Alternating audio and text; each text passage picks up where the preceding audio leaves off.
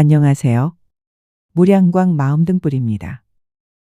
이곳은 부처님의 지혜와 자비의 빛을 우리의 마음속 등불로 옮겨 담는 공간입니다. 오늘도 당신 안에 무량광이 깨어나기를 바라며 함께 그 빛을 따라 걸어가겠습니다. 마음에 울림이 있었다면 구독과 좋아요로 이 빛의 여정을 함께 해주세요. 연못 깊은 곳 햇빛이 닿지 않는 진흙 속에 한알의 씨앗이 잠들어 있습니다. 그 씨앗은 아무도 눈여겨보지 않습니다. 겉모습은 볼품없고 진흙과 함께 섞여 있어 꽃이 될 것이라고는 누구도 믿지 않습니다. 그러나 봄비가 내리고 햇살이 물결 위에서 부드럽게 일렁일 때 그 씨앗은 조용히 움직입니다. 아무 말도 없이 그저 위로, 더 위로, 물결이 흔들려도 바람이 불어도 그 방향은 변하지 않습니다. 마침내 물 위로 고개를 내밀고 한 송이 연꽃이 피어납니다. 부처님은 이렇게 말씀하셨습니다. 연꽃은 진흙 속에 뿌리를 두었으나 진흙에 물들지 않느니라. 마치 새 속에 살아도 새 속에 물들지 않는 청정한 마음과 같으니라. 연꽃이 피는 장면은 그 자체로 하나의 설법입니다. 그 뿌리는 번뇌의 땅 속에 있으나 꽃은 깨달음의 하늘을 향합니다. 우리 또한 삶의 진흙탕 속에 살고 있습니다. 욕망, 시기, 불안, 집착이 흙탕물처럼 얽혀 있습니다. 때로는 그 속에서 숨이 막히고 방향을 잃을 때도 있습니다. 그러나 부처님은 우리에게 이렇게 말씀하십니다. 그대가 어디에 있든 연꽃처럼 피어나라. 진흙을 두려워 말라. 진흙은 그대를 가두지 못하리니 오히려 그대의 뿌리를 기르리라. 오늘 우리는 연꽃의 길을 따라 걸어보려 합니다. 단순히 예쁜 꽃의 이야기가 아닙니다. 이것은 번뇌 속에서 청정함을 지키는 길, 흙탕물 속에서 향기를 머금는 길, 그리고 그 길 끝에서 부처님과 눈을 마주하는 여정입니다. 연꽃의 상징. 연꽃은 단순히 아름다운 꽃이 아닙니다. 부처님의 가르침에서 연꽃은 청정지혜 자비 깨달음의 상징이었습니다. 법구경에 이런 구절이 있습니다. 마치 연꽃이 진흙 속에서 자라지만 물들지 않듯 지혜로운 이는 세속 속에 살아도 욕망에 물들지 않느니라. 연꽃의 줄기는 길고 곱게 물 위로 뻗어오릅니다. 그 끝에서 피어나는 꽃은 마치 중생의 마음이 무명을 뚫고 나와 지혜의 빛을 향하는 모습과 같습니다. 부처님 제세 시 한 제자가 물었습니다. 세존이시여, 왜 부처님의 법좌에는 늘 연꽃이 장식됩니까? 부처님은 미소를 지으시며 말씀하셨습니다. 연꽃은 그대들의 본성을 닮았기 때문이다. 본래 청정하나 진흙 속에 있어도 그 청정을 잃지 않는 그대들의 마음말이다. 이것이 연꽃의 힘입니다. 연꽃은 자기 자리를 부정하지 않습니다. 진흙이 있어야 피어나고 물이 있어야 자라납니다. 마치 우리가 고통과 기쁨을 모두 겪어야 비로소 깊어지듯 연꽃도 번뇌와 진흙을 거쳐야 청정한 꽃을 피웁니다. 진흙과 물 그리고 빛. 연꽃이 자라는 세 가지 조건이 있습니다. 진흙, 물, 빛. 진흙은 우리의 번뇌입니다. 탐욕, 성냄, 어리석음이 뒤섞인 흙탕물 같은 마음. 그러나 부처님은 말씀하셨습니다. 진흙이 없으면 연꽃이 피지 않는다. 즉 번뇌는 깨달음의 재료가 됩니다. 우리가 마주한 고통이 곧 수행의 토대가 된다는 것입니다. 물은 수행입니다. 연꽃이 자라려면 늘 물에 잠겨 있어야 하듯 우리의 마음도 끊임없는 정진과 관찰 속에 젖어 있어야 합니다. 아함경에 이렇게 나옵니다. 마음이 법에 잠기면 욕망의 먼지가 씻기고 청정해지리라. 빛은 깨달음입니다. 아무리 연꽃이 자라나도 빛을 받지 못하면 꽃이 피지 못합니다. 빛은 부처님의 가르침, 즉 법입니다. 법을 들으면 마음이 따뜻해지고 방향을 잃지 않게 됩니다. 번뇌 속에서의 청정. 사람들은 종종 이렇게 말합니다. 내 마음이 혼탁하니 먼저 세속을 떠나야 깨끗해질 수 있다. 그러나 부처님은 다르게 말씀하셨습니다.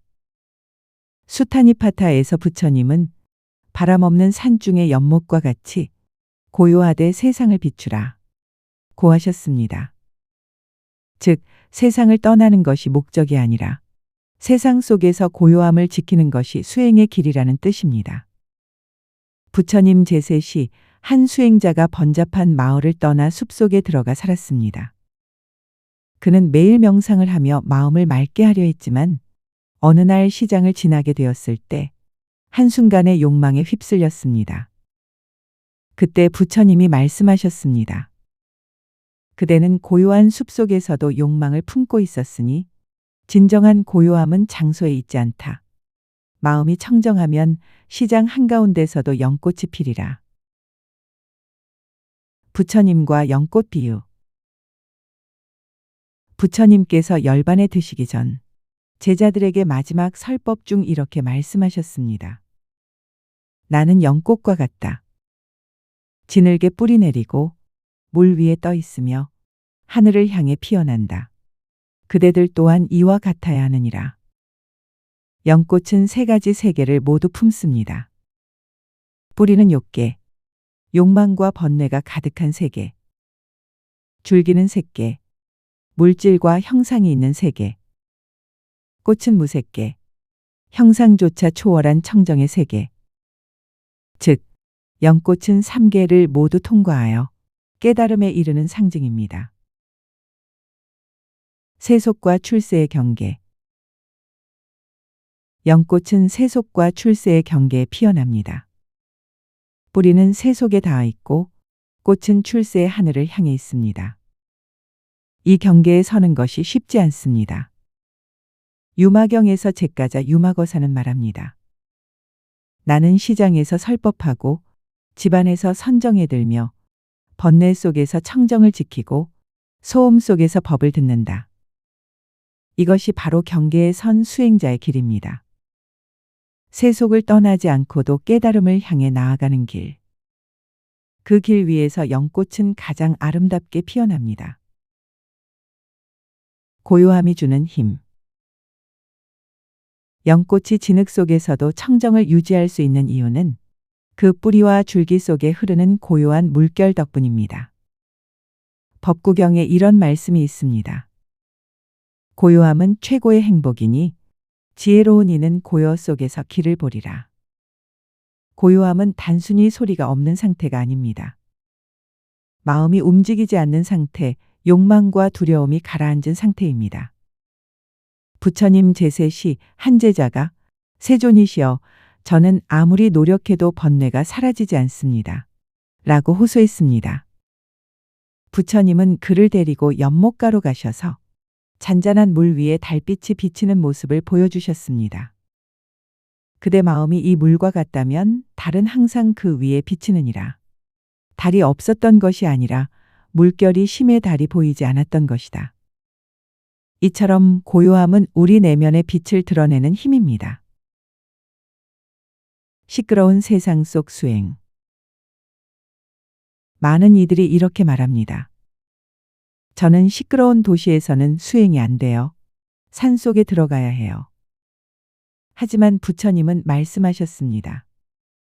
바람 속에서도 등불을 꺼뜨리지 않는 이가 참된 수행자다. 즉, 수행은 환경의 문제가 아니라 마음의 문제입니다. 부처님 당시 아난다 존자는 늘 부처님의 곁을 지키며 시끄러운 대중 속에 있었습니다. 그럼에도 그는 청정을 잃지 않았습니다. 사람들이 그 비결을 묻자 아난다는 이렇게 답했습니다. 나는 모든 소리를 세상의 파도로 여깁니다. 파도는 언제나 일지만 바다는 늘 그 자리에 있습니다. 이 말은 시끄러운 세상 속에서 고요를 지키는 법을 잘 보여줍니다. 연꽃처럼 피어난 사람들. 부처님 제세 시 수많은 이들이 연꽃처럼 번뇌 속에서 피어났습니다. 예를 들어 향기 가득한 연꽃으로 불린 암바팔리 아머펄리는 본래 궁중 기생이었습니다. 그녀는 부처님의 법문을 듣고 출가하여 마음의 청정을 이루었습니다. 부처님은 그녀에게 말씀하셨습니다. 그대의 몸은 시들겠지만 그대의 마음꽃은 시들지 않으리라. 또한 도둑 출신의 앙굴리말라 앵귤러머도 있습니다. 그는 1000명의 손가락을 꿰어 목걸이를 만든 극악한 살인자였지만 부처님의 한마디 법문에 무릎 꿇고 출가하여 성자가 되었습니다. 그의 삶은 진흙 속에서도 피어날 수 있는 연꽃의 힘을 증명합니다. 향기를 남기는 삶. 연꽃의 또 다른 특징은 향기입니다. 꽃이 피면 그 향기는 사방으로 퍼져나가 누구도 막을 수 없습니다. 법구경은 이렇게 말합니다. 꽃의 향기는 바람을 거슬러 퍼지지 않지만 덕 있는 이의 향기는 사방으로 퍼져 멀리까지 이른다. 즉, 선한 삶에서 우러나오는 향기는 세상 끝까지 닿습니다. 우리가 오늘 나눈 한마디, 건넨 미소 하나, 베푼 작은 자비가 타인의 마음속에서 오래도록 향기로 남을 수 있습니다. 다시 연꽃으로 돌아가기. 결국 우리는 모두 연꽃으로 돌아가야 합니다. 진흙 속에서 자라나 빛을 향해 피어오르는 그 길을 걸어야 합니다. 부처님은 제자들에게 마지막으로 이렇게 당부하셨습니다. 그대들이 어디 있든 무엇을 하든 연꽃처럼 새 속에 뿌리 내리고 하늘을 향해 피어나라. 연꽃은 태어나면서부터 연꽃이 아닙니다. 씨앗이 되고 싹을 틔우고 줄기를 뻗으며 마침내 꽃을 피웁니다. 우리의 수행도 이와 같습니다.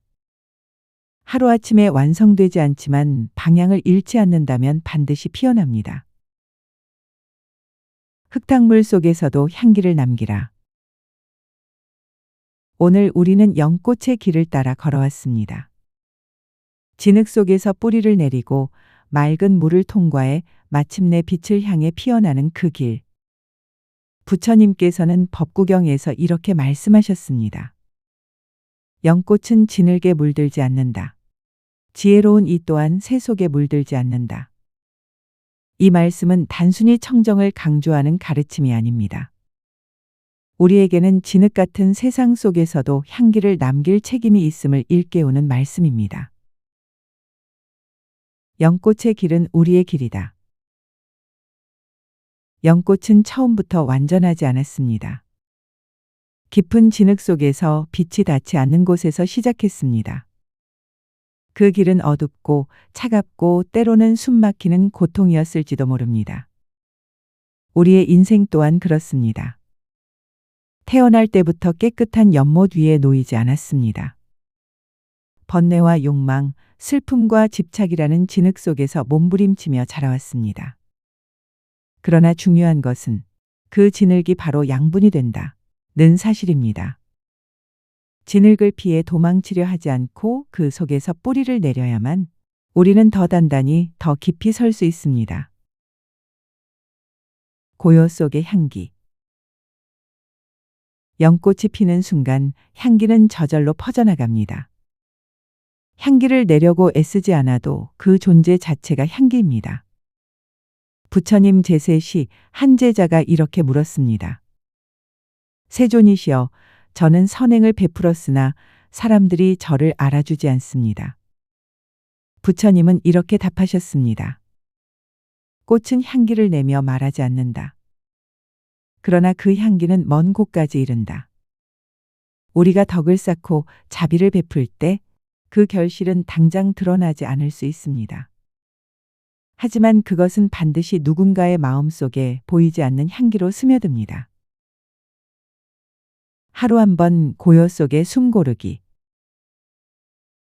이제 우리에게 필요한 것은 매일 한 번 마음의 연못을 고요하게 하는 시간입니다.